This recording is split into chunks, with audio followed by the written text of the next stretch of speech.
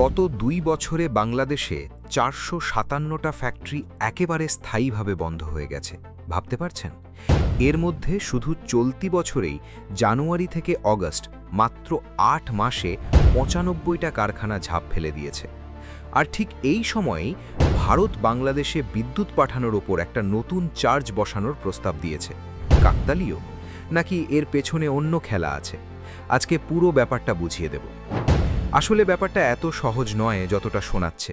একদিকে বাংলাদেশের নিজস্ব গ্যাস উৎপাদন তলানিতে, অন্যদিকে ভারতের উপর নির্ভরতার রেকর্ড ছুঁয়েছে। আর এই দুটো জিনিস একসাথে মিশে বাংলাদেশের অর্থনীতিকে একটা কঠিন জায়গায় নিয়ে গেছে। শেষে বলবো কেন এই ছোট্ট চার্জটাও এত বড় বার্তা বহন করছে। তো ঘটনা কি? গত জুলাই মাসের শেষ দিকে বাংলাদেশের মহেশখালীতে যে অ্যাক্সেলারেট এনার্জির ভাসমান এলএনজি টার্মিনাল আছে, সেখানে আগুন লাগে আর যন্ত্রপাতির ক্ষতি হয়। এর ফলে জাতীয় গ্রিডে গ্যাস সরবরাহ প্রায় 450 থেকে 500 মিলিয়ন কিউবিক ফুট কমে যায়। এই মাসে গিয়ে দেখা যায় দৈনিক চাহিদা যেখানে প্রায় 3.5 থেকে 4.25 বিলিয়ন কিউবিক ফুট, সরবরাহ সেখানে নেমে এসেছে মাত্র 2 বিলিয়নের সামান্য বেশি। মানে ঘাটতিটা প্রায় 1.5-2 বিলিয়ন কিউবিক ফুটের। আর এই সংকট এখন 4 সপ্তাহ পেরিয়ে গেছে। কিন্তু আসল সমস্যা এখানেই শেষ নয়। এই গ্যাস সংকটের সাথে যুক্ত হয়েছে বিদ্যুৎ সংকটও, একসাথে ডাবল অ্যাটাক। বাংলাদেশের অর্থনীতির মেরুদণ্ড কি?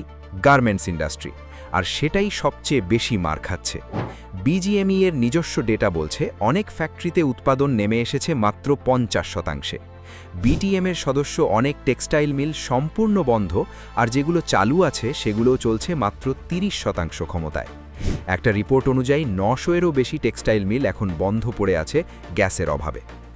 মেঘনা গ্রুপের কথাই ধরুন, তাদের 57টা ফ্যাক্টরির সবগুলোই 10 অগস্ট রাত থেকে বন্ধ। এখন প্রশ্ন হলো, এত ফ্যাক্টরি বন্ধ মানে তো লাখ লাখ মানুষের রুটিরুজির প্রশ্ন। তাদের কি হচ্ছে?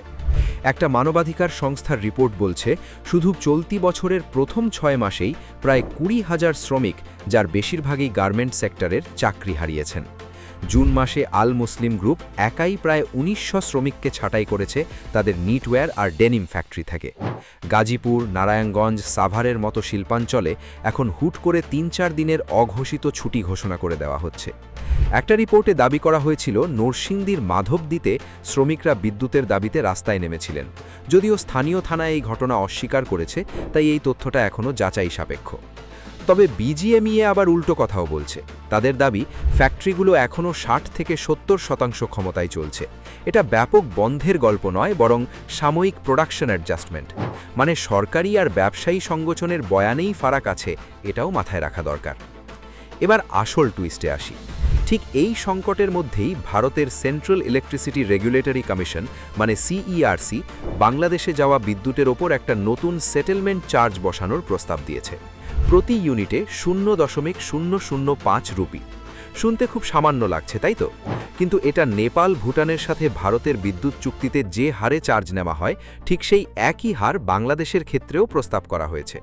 এটা প্রযোজ্য হবে এনভিভিএন-এর মাধ্যমে আসা 1160 মেগাওয়াটের ওপর। যদি বাংলাদেশ পুরো 1160 মেগাওয়াট একটানা আমদানি করে, তাহলে ঘন্টায় খরচ বাড়বে প্রায় 5,800 রুপি।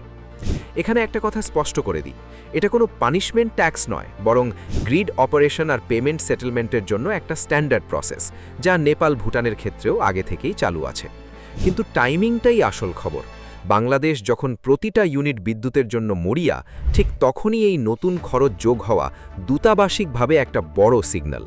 আর মজার ব্যাপার হলো, এই নতুন চার্জ কিন্তু আদানির 1496 মেগাওয়াটের গোড্ডা প্ল্যান্ট সাপ্লাইয়ের উপর প্রযোজ্য নয়, কারণ সেটা তাদের আলাদা চুক্তির মধ্যেই কভার করা আছে। উল্টে দূতাবাসিক সম্পর্ক তলানিতে থাকা সত্ত্বেও আদানি বাংলাদেশে বিদ্যুৎ সাপ্লাই বাড়িয়েই চলেছে।